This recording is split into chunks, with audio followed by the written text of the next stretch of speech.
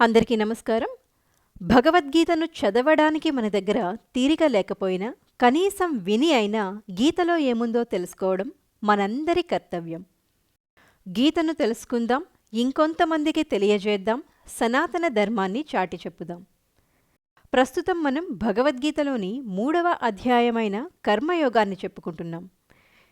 ఇదివరకటి వీడియోలో ఈ కర్మయోగంలో 37వ శ్లోకం వరకు చెప్పుకున్నాం కదా. ఇక ఈరోజు వీడియోలో 38వ శ్లోకం నుండి చివరి శ్లోకమైన 42వ శ్లోకం వరకు చెప్పుకొని ఈ అధ్యాయాన్ని ముగిద్దాం. వచ్చే వీడియోలో 4వ అధ్యాయాన్ని మొదలు పెడదాం. ఇదివరకటి వీడియోలను చూడని వారి కోసం డిస్క్రిప్షన్లోనూ కమెంట్స్లోనూ కూడా లింక్ ఇచ్చాను, తప్పక చూడగలరు. అదేవిధంగా భగవద్గీత మీద ఆసక్తి ఉన్నవారికి మన వీడియోలను షేర్ చేయడం మర్చిపోకండి. ఓం శ్రీకృష్ణ పరమాత్మనే నమః. హరే కృష్ణ కృష్ణ కృష్ణ హరే హరే. జయ శ్రీకృష్ణ. 3వ అధ్యాయంలోని 38వ శ్లోకం.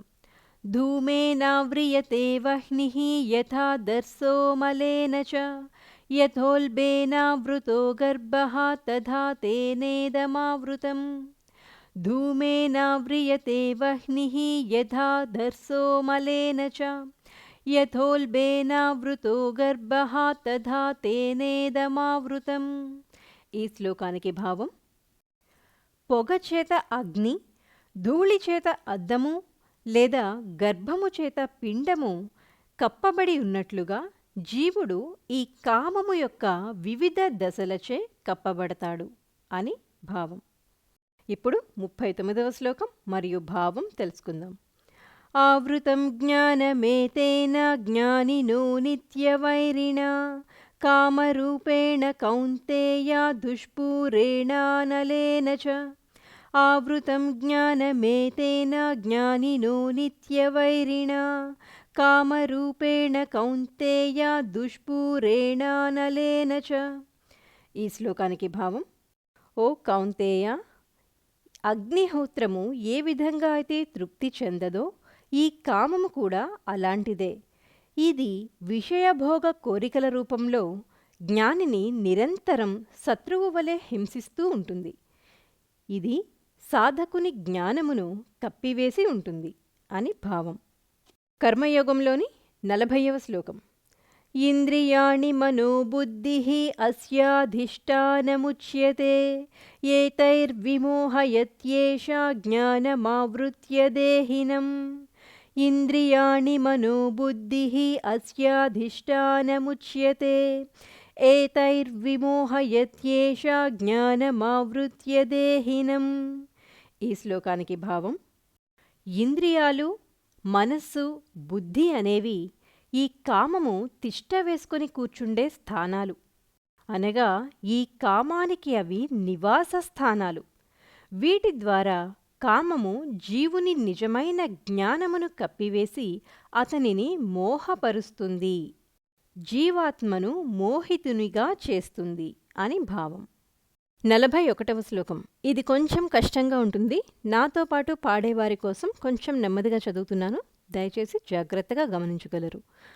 తస్మాత్ త్వమింద్రియాణ్యాదౌ నియమ్య భరతర్షభ పాప్మానం ప్రజహిహ్యేనం జ్ఞాన విజ్ఞాననాశనం. తస్మాత్ త్వమింద్రియాణ్యాదౌ నియమ్య భరతర్షభ పాప్మానం ప్రజహిహ్యేనం జ్ఞాన విజ్ఞాననాశనం.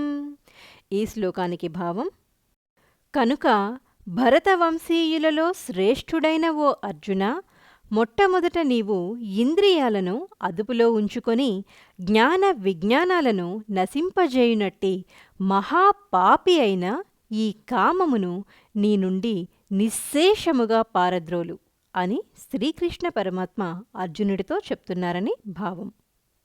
కర్మయోగంలోని 42వ శ్లోకం. ఇంద్రియాణి పరాణ్యాహుః ఇంద్రియేభ్యః పరం మనః మనసస్తు పరా బుద్ధిః యో బుద్ధేః పరతస్తు సః. ఇంద్రియాణి పరాణ్యాహుః ఇంద్రియేభ్యః పరం మనః మనసస్తు పరా బుద్ధిః యో బుద్ధేః పరతస్తు సః. ఈ శ్లోకానికి భావం: దేహము కంటే ఇంద్రియాలు శ్రేష్టమైనవి. ఇంద్రియాల కంటే మనస్సు శ్రేష్టమైనది. మనస్సు కంటే బుద్ధి శ్రేష్టమైనది.